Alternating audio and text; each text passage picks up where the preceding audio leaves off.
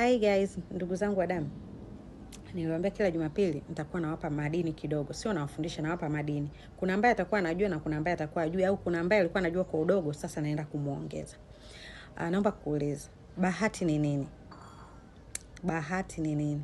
Kila mtu ana majibu yake, lakini mimi leo naenda kukuambia kitu ambacho ungefikiria kwa mbele kidogo. Yaani kama unafikiria hapa, ukisogea mbele kidogo utakuja kukubaliana na mimi. Bahati sio kitu kinakuja tu. Umelala umeamka eti kimetokea. No. Maandalizi yakikutana na nafasi au wakati ndo huja. Naendelea na utaratibu wangu ule ule. Unaamka asubuhi, muombe Mungu, nenda kwenye biashara yako, fanya matangazo kama kawaida, ikipik sawa, isipopik sawa.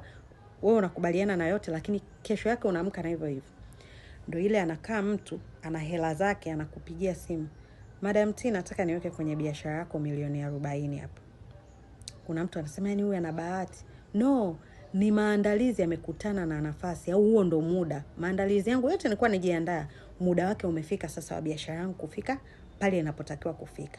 Wewe uliyelala toka tu shule, kuna kampuni hapo ya familia, unaingia unafanya kazi, mtu anaona una bahati. Wazazi walikuandaa. Mfano mdogo ni mimi. Mimi hapa nikienda nyumbani kwa baba na mamangu, lazima kama kuna wageni wanakuja, jungu la kupika ni lazima nipewe mimi. Natasha, pika kitu fulani. Lakini mama anaelezea, anasema kwamba zamani wakati niko mdogo alikuwa anapenda sana kunituma kwa sababu nilikuwa mwepesi. Akinituma chap nimeenda nimerudi. Chap nimeenda nimerudi.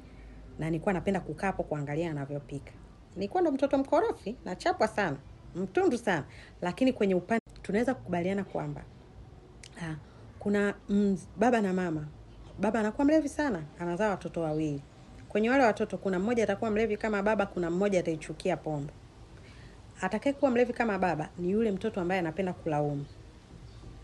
Yule atakayekuwa ataichukia hali ya baba na kuwa tofauti na baba ni yule ambaye ataona ile ni challenge namna gani anaweza kutokea.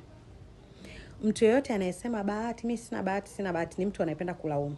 Hataki kujishughulisha. Anaangalia mazingira aliyopo, anatafuta lawama. Unalaumu serikali. Hajawahi kuniungisha huyo mtu. Lakini inawezekana akakaa sehemu akasikia watu wanaongelea, watu wanaojua vizuri ngozi, akakutaja. Akishakutaja, kuna mtu mwingine sasa alikuwa anataka anunue hivyo vipodozi, anakuja kwako.